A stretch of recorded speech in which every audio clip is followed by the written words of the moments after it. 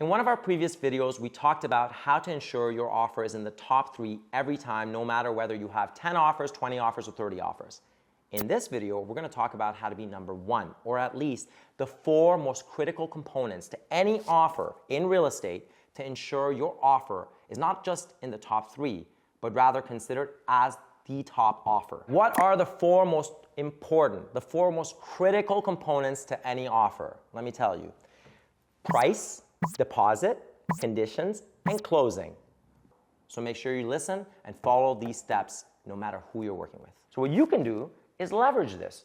Your realtor should understand how to leverage these 4 factors to your benefit. Here's one simple trick that I use.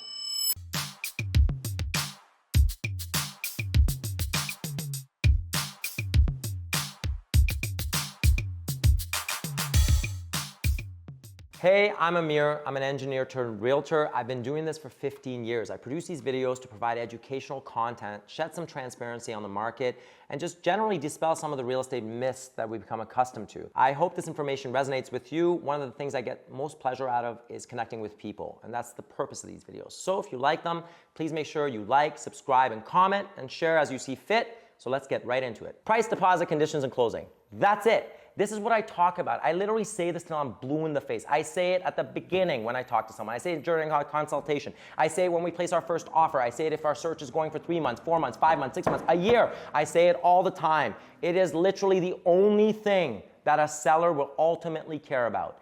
Notwithstanding a nice letter from you, which kind of makes it more personal, but remember, at the end of the day, money talks. So let's break it down in plain language, okay? So I'm gonna switch the last 2. It goes price, deposit, closing conditions, because that's the way we see it on the offer. So we're gonna talk about what that actually means in plain English. You ready? Price, how much money are you giving me? Deposit, what sort of collateral are you putting up that gives me as a seller security that you can actually afford my home? How do I know you're not just gonna walk away from the deal? Closing date. When am I getting my money? Huh? When are you giving me my money? You're promising me this money, this deposit, when's it happening? And the last one's conditions. All right, I see we're actually agreeing to this stuff, but these conditions have me kind of worried you might walk away from the deal. Is there any way that this deal could fall apart? That's what a condition means, which is different than a clause. A clause is something that's agreed to by both sides. You got to keep the place clean. You got to make sure you got insurance on the property. You know, the stuff that you're promising, like the stove and the fridge, will be in good working order. You're agreeing to these things. Clauses. Conditions are different. Conditions on one side or the other are ways for people to get out of the deal. Therefore, it presents a risk to the seller. Therefore, the seller doesn't like it. So I'm going to break down each one of these components and how you can use them to your advantage, both individually and then collectively, and how this ensures you're in the top, not just 3, but really consider it as a top offer. Now, if you remember in our video where we said how you get in the top 3 no matter how many offers, we talked about not bidding on properties that you simply can't afford. Don't race against Usain Bolt, you're going to lose. Race against people whom you know you can possibly either win against or maybe run parallel against. Same idea. Do an evaluation on the property. If the market value is in and around what your budget is or what you're comfortable paying, then you know you can go for the property. Now, what do you bid on the property? Well, the first thing with the price is that you want a CMA, a comparable market analysis by your realtor. It gives you an apples to apples comparison as to what this property, a condo, a freehold, doesn't matter. It doesn't matter where it is. What is it worth today in today's market? The price has 2 components. It has what I call the subjective component, and it has the objective component. The objective component and subjective component together are the market value to you, okay? So the objective value is just basically what the CMA says. The CMA is just basically giving you an appraisal of the property. This is what it's worth, Mr. or Mrs. Buyer. Yeah, all right, I like it. I can afford that. I might even be willing to go higher. How much higher? That's your subjective component. That's everyone's subjective component. What you're willing to pay for a property might be different than what I'm willing to pay for a property. Maybe I want to be there because it's in the school district that we've been dying to get into. Maybe you want to be there because your brother lives down the street. Maybe I want to be there because there's a park there and I love going running and cycling. Maybe you want to be there because, I don't know, you just want to be there. I have no idea why you want to be there, but you want to be there. And so you're willing to pay more than me, and that's your subjective component. This is what differentiates 2 price points. Even though the actual appraised value might be the same, somebody wants it a little more, so you need to understand what your subjective component is worth to you.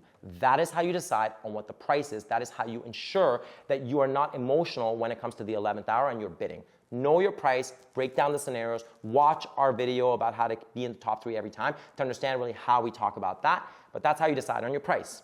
Price is your price. Deposit. The deposit is an important discussion, and I want to touch on this so that you really understand why it's so important. First and foremost, in the last decade, we lived in a market where basically it was seller favored. There was generally limited supply that was actually good supply on the market, and buyers found themselves constantly in competition. I mean, I remember 99% of the time I was in competition against at least 5 offers, if not 10, if not 50. Okay, so this became the norm. So by following these practices, we've conditioned our buyers and investors to ensure that they're ahead. We also condition our sellers to understand what it is they're looking for in offers. We don't vet 50 offers and look at them page by page, reading every single thing. I look at only these 4 factors. Again, price, deposit, closing, and conditions. That's it and that's all. So with your deposit, the minimum required deposit that we tell buyers they have to have right from the start is 5%, okay? 5% of the purchase price. So let's use a holistic number, right? $1 million, what's 5%? It's $50,000. You gotta have $50,000, not including closing costs, not including land transfer tax, not including lawyer fees, not including closing costs and adjustments, things like they pay taxes to the end of the year, you owe them for that, blah, blah, blah. So $50,000 needs to be available as a deposit. Why? Because lenders won't give you any loan if you don't have at least 5% of the purchase price, plain and simple. That is the reason. It's not some arbitrary number we pulled out of a hat. It's 5%. You need 5% so that a lender, a bank, okay, says, I will give you the remaining 15% and more to fund this property. I will give you the money. If you have less than 5%, simple, you can't buy the property. So now imagine you're a seller. You see a price, the price is all right. And the deposit is well less than 5%. Instead of being $50,000 on $1 million home, it's like $10,000. Now, if you're a seller, do you feel comforted? What would be the first question? For me, it'd be, well, do you have enough money to close on this? Like, why are you only giving me $10,000? Question mark. Not good. If you want your offer to be in the top, you want the fewest number of question marks. That's a big question mark. It's the first question I'll ask. In fact, for me, as soon as I see that offer, I'm already kind of repulsed because I'm like, who are they working with? Why did that realtor not prepare them properly? I will give them the courtesy of asking that question, but already you set a bad precedent for me, and my seller's probably taken aback because I've prepared them for what we're looking for in order to get the best possible offer. That's number 1 with deposits, okay? Not my rule, not the other realtors' rules. This is a lender rule. You need 5%, not arbitrary, law, okay? That's number 1. Number 2. You need 5% because at the end of the day, everyone else who understands this is going to have 5%. Having less than that is not going to prepare you to win. With deposits, we encourage having more than 5%. Why? Because deposits are, again, a collateral that you're putting up with your offer. They're due 24 hours after the acceptance of the offer by all sides. And the higher your deposit, the more you're essentially reassuring the seller of your intention to close on this property and the fact that you have the funds to close. Now imagine, again, take the $1 million property that we're talking about. You got $50,000 sitting out in a bank account, right? And instead, you decide you're going to give $100,000 because you got it all in there. You got 100, maybe 150,000 that you got sitting in an account ready to buy a home because you should have your deposit ready. So instead of giving 50,000, why don't you give 100? Why don't you give 150? Especially if you're closing in 60 days. It's not like you're putting that deposit in some sort of volatile market, in stocks or securities or whatever. That would be foolish because you could lose your deposit and essentially default on the sale of the home, right? You're probably going to not do very much with that money. You're going to put it in some sort of safe haven because you know in 60 days you need to put it toward the home. Well, guess what? Why don't you just show the seller that you got that money by putting a massive deposit down? Give them $200,000 if that's what you're putting down, 20%, which is often the case with my clients. They're putting 20% or more. Give them $200,000. Now imagine if your offer basically is, $1 million is the property price, another buyer gives, let's say, $50,000 or even $100,000 deposit, and you're giving $150,000 deposit. Everything else equal. What would you do as a seller? If all else is equal and the deposit on one is $50,000 more than the other, which one would you take? Yeah, you take the one with more money, obviously, right? Another point that I want to make with deposits, and this one's important, and again, I've been doing this for 15 years. Kind of scary to think sometimes. I love it. But I find myself repeating the same thing a lot. Not because people are like, just why would they care, right? That's not what they do every day. But I literally repeat this even with buyers that I've worked with for a while. It's not like I don't say this at the onset. So that's why we're shooting this video. So I can be like, make sure you watch that video. Make sure your deposit is in an account that we can access. Please don't tell me the night that we've been seeing properties for 3 months, you love this house, you want it, and I say to you, get me your deposit. And you say to me, oh yeah, I just got to cash it out for my President's Choice GIC. It'll be, come to maturity end of April. What are we supposed to do? Where's that? Like, I told you to get that deposit ready. Get that deposit in an account that you can access day one when you're seeing properties. Because guess what? You don't know how long you're going to search. You might search 1 month. You might search one day. It's happened where I've gone out with someone, and on the first time we've seen 5 properties and they fall in love immediately. If your deposit isn't ready, you can't win that property, almost guaranteed. Remember, you need it within 24 hours, which brings me to my last point with deposits. Get your deposit ready the second you're placing the offer. You know why?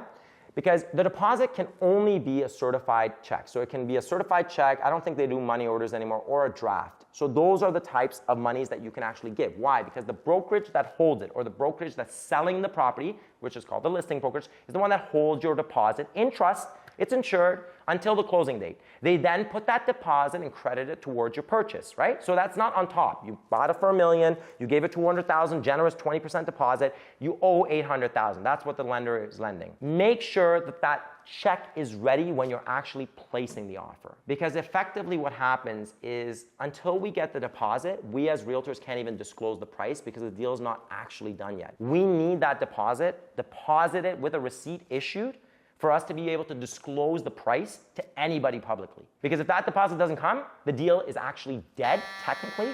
However, Mr. and Mrs. Buyer, don't be fooled thinking that in 24 hours, if you have a change of heart, you just don't show up with the deposit. Remember, you signed on the dotted line, and that contract is binding. Should the seller wish to pursue it, they can, and legally they would hold you liable. Sue me. No, don't sue me. That's the opposite of the point that I am trying to make.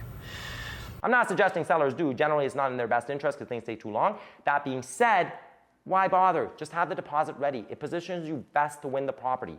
Get your money that you've had there from the start when you were looking for a property ready, and the second you're placing the offer, get a certified check, a bank draft or a money order for the deposit amount, and send a picture to your realtor. They don't even need the physical copy. Should you win the property, then the realtor will tell you, I got you. I'm gonna come over there, get that deposit, drop it off at the brokerage, get you a receipt, boom, you got the property.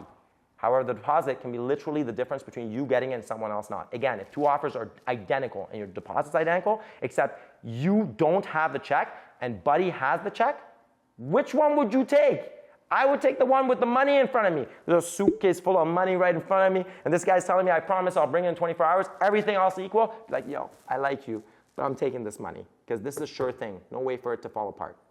Got it? So those are the points of deposit. Closing date. Now this one's pretty basic. Closing date is closing date. I mean, otherwise known as the day you get the keys, the day the home is yours, the day title transfers to your name. The importance of closing date is basically sometimes sellers have a very specific closing date that they want. They might have bought a property. They might not want to take the risk of having a very long closing date because things can change and all of a sudden a buyer may decide, I mean, it might not be you, you're an awesome person, but there are buyers who all of a sudden in 4 months, maybe the market's turned, they're like, I refuse to close. Of course, that goes into court, but that's besides the point.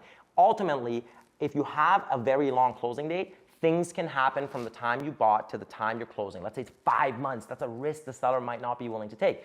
Or like I said at the beginning, if the seller basically bought something and they need the funds, or a home, they're relocating, whatever the case, they need a specific closing date. The more aligned you can be with the seller's closing date, the more likely your offer will be looked at favorably, at least with this in mind. Conditions. Now I want to really talk about conditions for you to really understand. So again, conditions I talked about earlier are ways for you to essentially get out of the agreement. Of course, that shouldn't be your intention. You're not trying to intentionally get out of an agreement. Conditions are there for someone's benefit, whether your benefit or the seller's benefit.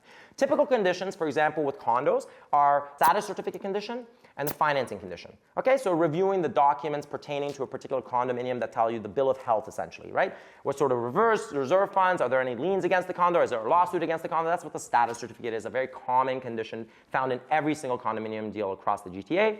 And then you've got the financing condition, which is actually a condition that we see in both offers, so whether condos or freeholds, like houses, towns, semis. And that basically is asking, can we get X number of days, usually 5 business days, to seek and secure our financing? Yes, we kind of got a pre-approval, but until we have the actual agreement of purchase and sale, the lender won't give us a final stamp on it, so we need 5 days to get that stamp. Common conditions. Now, we've talked about firm offers, for the last decade. A firm offer is an offer that has no conditions. Ex-nay on backing out of the deal. A conditional offer is one that has one or many conditions. Okay, whether you have 1 condition or 100 conditions, I mean, that would be crazy, but like I've seen 4 or 5 conditions. It's the same thing. It's a conditional offer, which means that one party or the other can back out of the deal. Conditions are not to be looked at as evil if you're a seller. Ultimately, especially in this climate, they're becoming a little bit more commonplace. In the last decade, when the market was super competitive, we saw firm offers left, right, and center. Now we're seeing more conditions and offers on both sides of the spectrum. Typically, you have conditions like financing, and then on a home, you might have financing and inspection. On a condo, you have financing and status, right? Oftentimes with freehold homes, certainly in Toronto, outside of Toronto, it's a little bit different. Agents often don't provide what we call a pre-list home inspection.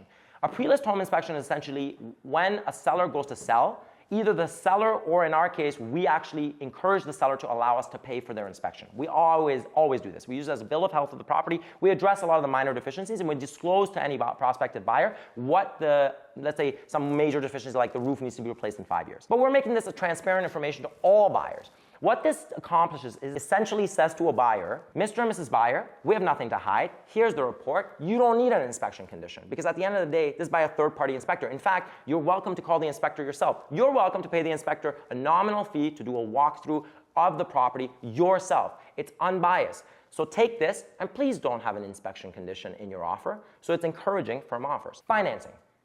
Financing, I mean, you should have a pre-approval. I mean, one of the videos we did, I said, I don't take people out to look at homes, investors or buyers, until you show me that you have pre-approval by a lender. You have a general idea. So this is to say when you see headlines saying, buyers forced to be firm, or they're crazy to not have a home inspection condition. I don't tell people not to do an inspection on a property.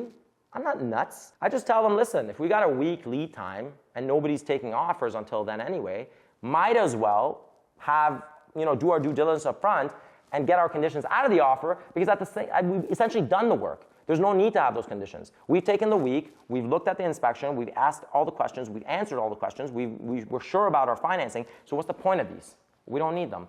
It only serves us to actually X them out because we've done our due diligence up front, and now we're positioning ourselves to actually win by having a firm offer. So we talked about price deposit, closing, and conditions, and what I want you to remember is take all the stuff that I said and remember that you can actually kind of work them all to your favor. So nowadays, unlike the last decade, you find yourself in environments where you can maybe sometimes put in conditions. It's becoming a little more commonplace because we don't have as many offers, and sometimes offer dates come and go and not what was expected happens. So the seller's more willing to kind of accept offers that they previously might not have. So what you can do is leverage this. Your realtor should understand how to leverage these 4 factors to your benefit. Here's one simple trick that I use. Keep the conditions in, keep a price that you want. Seller may say a sign back. You're not going to go with their price. You take out a condition. You take out both conditions. It's a give and take. But if you start making the offer perfect right from the start, you got nothing. You got no leverage, nothing to give back. So you use these 4 factors in order to be able to negotiate back and forth, and so that the seller feels they're getting something and you feel you're getting something. These are the only 4 factors that matter in an offer. So I hope this information has been useful today. And if you liked it, make sure to like, comment, subscribe, and do comment. I really want some interaction because I said at the beginning of this video, that's what brings me the most joy. Connecting with people, talking to people randomly. Shoot me up for a coffee. Give me a call about your own circumstances, or if you just want some clarity or elaboration on any of these points. We'll see you on the next one.